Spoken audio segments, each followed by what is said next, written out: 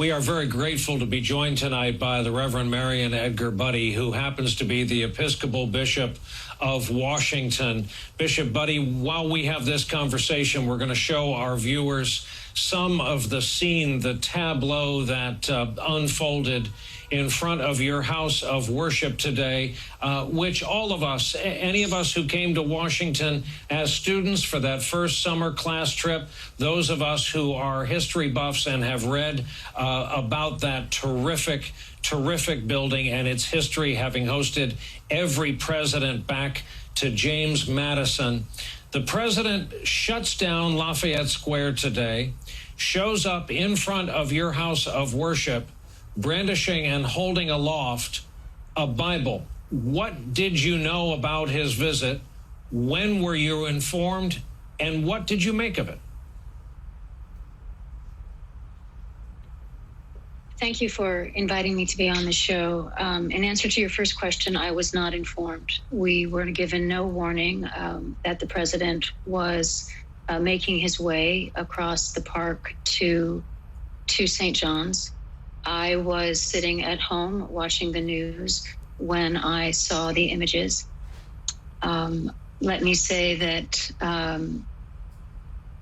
that he held in his hand the most sacred texts of our Jewish and Christian traditions, texts that call upon us to love God and love neighbor, that proclaims every human being to be a beloved child of God, and exhorts us to live lives of peace and justice. And as you saw, as you displayed it prior to doing so, he was preceded by a violent clearing of nonviolent protesters to make his way. And he was using our church as a backdrop and the Bible as a prop in ways that I found to be deeply offensive. And I felt it immediately necessary for us to disassociate ourselves from his actions and symbols in front of St. John's Church. What told us it was a hastily arranged and kind of ham-fisted photo op was the kind of ad-lib nature of it. He was begging people from his traveling staff to join him in a still photo afterwards, and his national security advisor did, his secretary of defense did, his press secretary did, and so on. He also, in full view of cameras, walked by spray-painted profanity bearing his name from the violence of the last couple of nights. I have to ask you about the damage to the structure, which, again, we all assumed he was there to visit the damage to the structure and pronounce it saved. I saw video of the fire last night. It was ignited in the basement. That is a daycare, like a nursery area of the church? A Sunday school nursery area. But first let me say that my greatest offense, if he had come to St. John's because he wanted to pray, if he had come to St. John's to lament the death of George Floyd and the grief that has been unleashed across our country, if he had come to offer words of solace and healing and resolve to bind the wounds of our nation, that would have been an appropriate use of the sacred symbol of walking across the park to the church. But he did none of those things.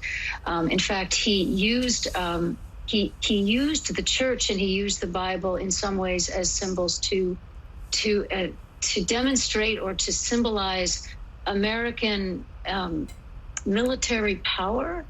And first, let me say, St. John's is not my church. It is a house of God. It is a house of God for all people. And the only reason it's the president's church, or say that's the president's, because from time to time, presidents worship there. They worship God there in communion with other people. That is the purpose of a church. And so that's simply what I am here to say. But I don't want this night to be remembered for that. Our focus needs to be on our nation's grief and demand for systemic change and justice, and an acknowledgement that lives are being taken by the brute force of police and vigilante citizenry, and we need to keep our focus there, because that's where the pain is coming from. And I'm not, I'm a follower of Jesus, who was a man of nonviolence. I do not believe that violence does anything but beget more violence. But that's the pain. That's where our focus needs to be. And that's where we will stand in solidarity with those who are calling for peaceful change in our country. I will go ahead and say, as a former several-time resident of Washington, your church has always been synonymous with service to the community. These days, it's been pressed into service as a terrific maker of masks during a pandemic, I happen to know. So thank you for that church, among the many you have 40,000 Episcopalians in your diocese.